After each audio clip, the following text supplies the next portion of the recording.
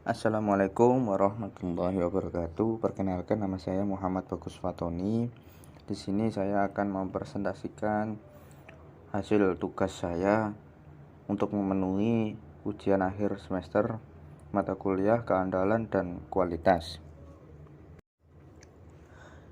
Untuk topik yang saya ambil dalam penugasan kali ini yakni mengenai analisa pengendalian kualitas proses produksi batik yang mengambil sumber datanya itu dari jurnal studi kasus untuk di PT Iskandar Indah Printing Tekstil. Selanjutnya, untuk di topik ini saya menggunakan metode SPC. Nah, apa sih SPC itu?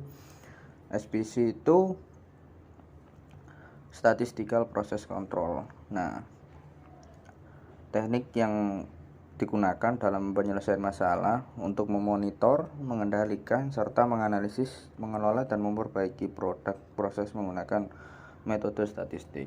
Tujuannya SPC itu untuk apa sih? Untuk mengontrol kualitas karakteristik pada metode mesin, mengawasi standar, membuat pengukuran, dan mengambil tindakan perbaikan saat sebuah produk atau jasa sedang diproduksi.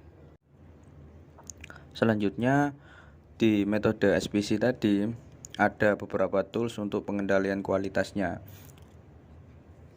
meliputi peta kendali, histogram, diagram Pareto, diagram sebab dan akibat, lembar periksa, diagram konsentrasi cacat, serta diagram pencar.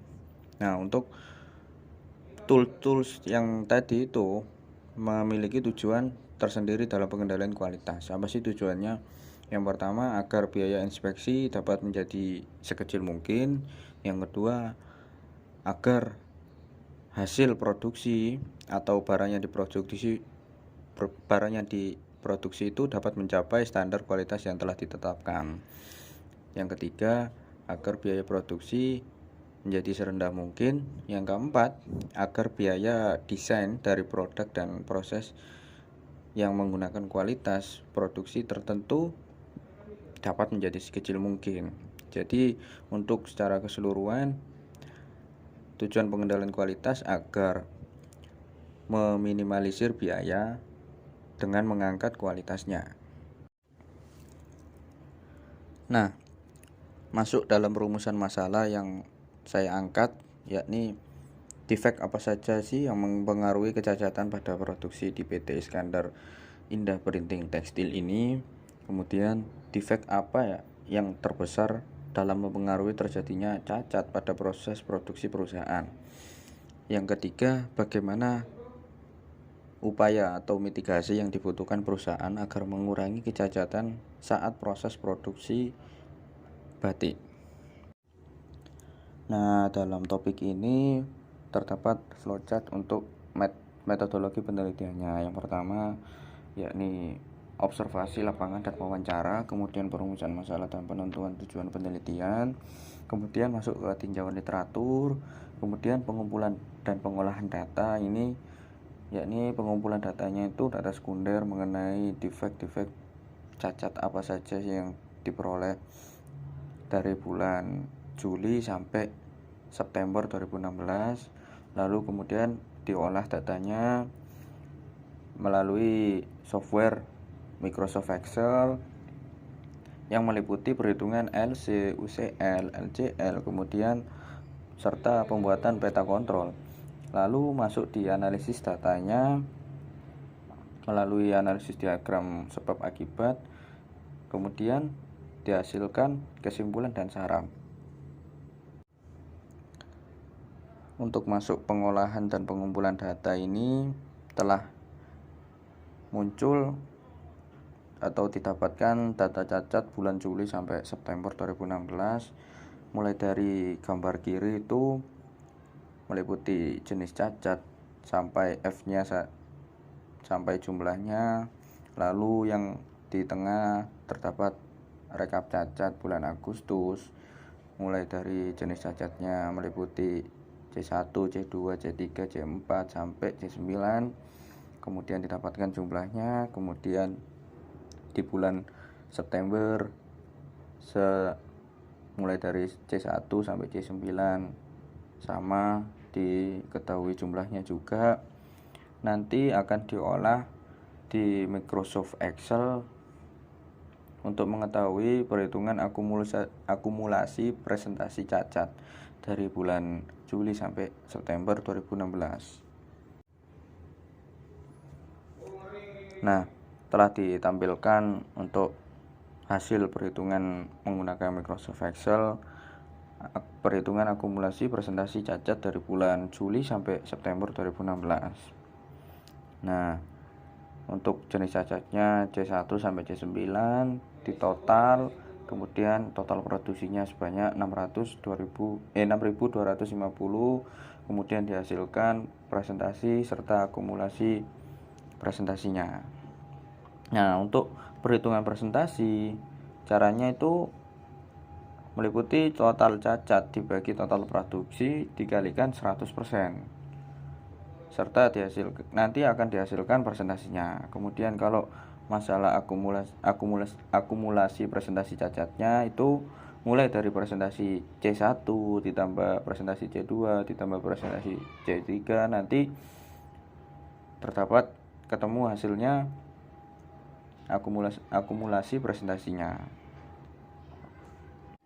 Kemudian dari data yang dihasilkan tadi dibuatlah diagram P defect selama 3 bulan tadi, atau diagram Pareto defect. Nah, apa sih diagram Pareto ini?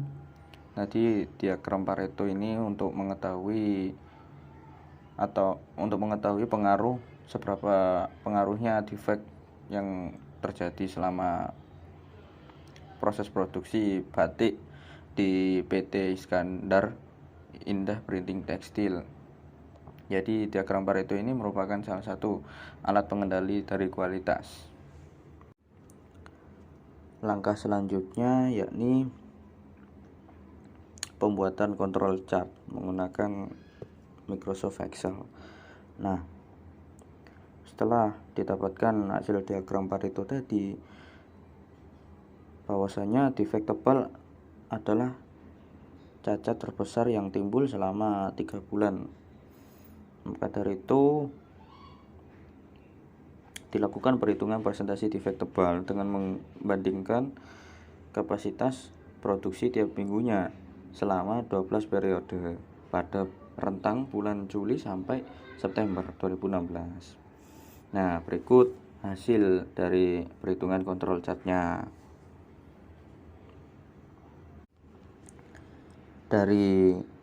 Dapat kita lihat dari kontrol chart yang sudah ada, dihasilkan besar defect tebal pada saat produksi berkisar antara 3,37% hingga 6% per minggunya. Lalu tiap minggu defect tebal ini berubah, kadang mengalami penurunan ataupun kenaikan yang tidak jauh lah. Kemudian presentasi defect tebal terbesar terjadi pada minggu ke-8 atau lebih tepatnya di minggu terakhir saat bulan Agustus, yakni sebanyak 6%. Dan defect tebal terkecil yaitu sebesar 3,37% terjadi pada minggu ketiga bulan Juli. Untuk mengetahui defect, rumusnya jumlah defect dibagi jumlah produksi. Nah, untuk mengetahui CL, sigma jumlah defect dibagi sigma jumlah produksi. Untuk mengetahui STDEF, nah, di akar P buka kurung 1 minus P kurung dibagi N-nya. Nah, setelah itu nanti akan muncul peta defect tebal. Dibuatkan diagram peta defect tebal yang menunjukkan seperti berikut. Nah, setelah dibuatkan diagram peta P defect tebal, maka dapat disimpulkan adanya 4 data yang mengalami out of control. yakni 2 data melewati UCL dan 2 lainnya melewati LCL. Bahwasanya yang melewati out of control tadi itu terjadi pada minggu kedua, ketiga, ke-8 dan ke-10. Nah, bahwasanya menandakan defectable perlu penanganan atau mitigasi dikarenakan berpengaruh besar terhadap kualitas batik di PT Iskandar Indah Printing Tekstil yang nantinya akan mempengaruhi profit dari perusahaan serta produktivitas dari perusahaan tersebut. Kemudian masuk ke tahap analisis menggunakan diagram sebab akibat. Nah, berikut gambarnya atau hasilnya. Kemudian didapatkan kesimpulan, yakni yang pertama, defect yang mempengaruhi kecacatan saat produksi apa saja, meliputi tebal, jarang double peak, double lucy, lebar kain tidak sesuai, slab, dan netting.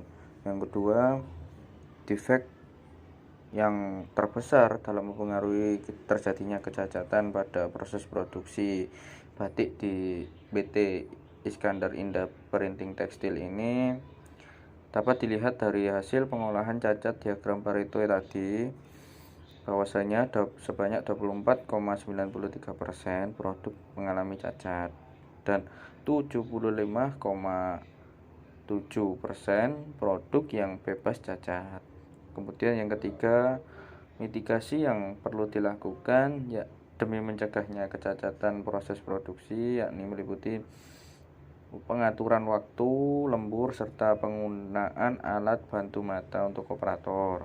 Kemudian bisa memperhitungkan penggantian mesin serta tindakan maintenance mesin produksi. Kemudian bisa melakukan training serta pembuatan SOP lagi yang baik dan benar. Kemudian bisa melakukan penambahan zat penolong atau kanji yang benar bagi benang yang akan ditenun. Nah, sekian presentasi yang bisa saya sampaikan. Sekiranya kalau ada salah atau saya mohon maaf. Wassalamualaikum warahmatullahi wabarakatuh.